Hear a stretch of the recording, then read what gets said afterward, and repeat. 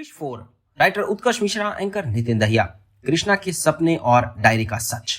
क्या है डायरी का राज? क्यों परेशान है कृष्णा? क्यों डरा रहे हैं कृष्णा के सपने उसको?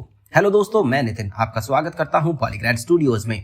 तो दोस्तों, जैसा कि आपको पता होगा कि कृष की कहानी में एक नया मोड़ आ चुका है, और जैसा कि हमने अब तक की स्टोरी का डिस्कस किया, जिससे हमें अब तक जानने को मिला कि कैसे कृष अपने बेटे रोहित को एक अननोन और इनविजिबल सुपरनैचुरल बीइंग से बचा के लाया था, जिसका सामना खुद रोहित नहीं कर पा रहा था, जो पावर्स के कंपैरिजन में कृष से भी 2 कदम आगे था। और कैसे घर लौटने के बाद कृष्णा तुरंत ही अपने लैब में भागा बिना किसी को कुछ बताए, और थोड़ी देर बाद उसे अपनी लैब में एक डायरी निकली, जिसमें कुछ पढ़ने के बाद वो बहुत ज्यादा घबरा गया। और इस पूरे इंसिडेंट को प्रिया ने पीछे से देख लिया, और अब यहाँ प्रियंका अचानक से उसके सामने आती है और पूछती है, ये क्या हो रहा है कृष्णा? रोहित इतनी बुरी तरह घायल है, तुम भी बिना उसे देखे लैब में आ गए हो, और ये कैसी डायरी है? वो और कुछ पूछ पाती इससे पहले रोहित जोर से डायरी को टेबल पर पटक देता है और अपने सर पर दोनों हाथ रख लेता है और बैठ जाता है। वो अपनी दोनों आंखें बंद कर लेता है और अच्छी खासी टेंशन में दिख रहा होता है, जिसे देखकर प्रिया भी समझ जाती है कि उसे कोई चीज परेशान कर रही है। अब यहाँ प्रिया उसके कंधे पर हाथ रखती है और उसके सामने बैठ जाती है, और बिना कुछ बोले ही उससे उसके मन की बात पूछने लगती है।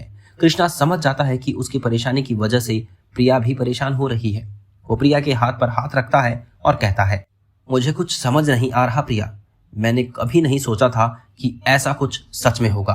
प्रिया उसे समझाती है, इसमें तुम्हारी कोई गलती नहीं, जिसके जवाब में कृष्णा फिर गुस्से में खड़ा हो जाता है और तेज आवाज में कहता है, हाँ, इसमें मेरी ही गलती है। ये मेरी ही गलती है कि इसके बारे में मैंने तुम्हें कुछ नहीं बताया। मुझे ये सब पता था, पहले से ही पता था कि ये सब होगा, फिर भी मैंने तुम्हें कुछ नहीं बताया। प्रिया फिर उससे पूछती है, क्या नहीं बताया कृष्णा? और तुम्हें ये सब पहले से पता था? ये सब बोल क्या रहे हो? इसके जवाब में कृष्णा कहता है, हाँ, मुझे ये सब पता था। असल में जब काल से लड़ने के लिए पापा ने मुझे अपनी शक्तियां दी और खुद को कुर्बान कर दिया, तब उन्होंने सिर्फ अपनी शक्तियां मुझे नहीं दी थी, बल्कि वो खुद मुझसे जुड़ गए थे। ये सब समझाना काफी मुश्किल है, लेकिन पापा अभी भी मेरे साथ हैं। मुझे वो महसूस होते हैं, मेरे मन में, मेरे दिमाग में।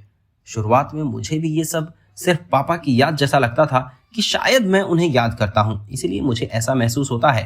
पर धीरे धीरे मुझे उनकी यादें दिखने लगी, उनकी मेमोरीज मेरे सपनों के रूप में मेरे सामने आने लगी। प्रिया पूछती है, मतलब? इसका क्या मतलब हुआ? जिसके जवाब में कृष्णा कहता है, इसका मतलब ये है प्रिया कि पापा की यादें और उनकी बातें मुझे अपने सपनों में दिखाई पड़ती हैं। शुरुआत में मुझे ये सब सिर्फ एक इत्तेफाक लग रहा था, फिर जब मैंने देखा कि मेरे सपनों में सिर्फ पापा की आवाज और उनकी नजरों से देखा गया वो इंसिडेंट्स आ रहे हैं, तो मैंने इन सब चीजों को लिखना शुरू कर दिया। मुझे लगा हो सकता है पापा मुझे कुछ बताना चाह रहे हैं, और एक दिन मुझे कुछ ऐसी बातें पता चली जिन्हें मैंने कभी सोचा भी नहीं था, लेकिन वो सब भी मैंने इस डायरी में लिखा। पर वो कुछ ऐसा था जिसे मेरा मन मानने को तैयार नहीं था।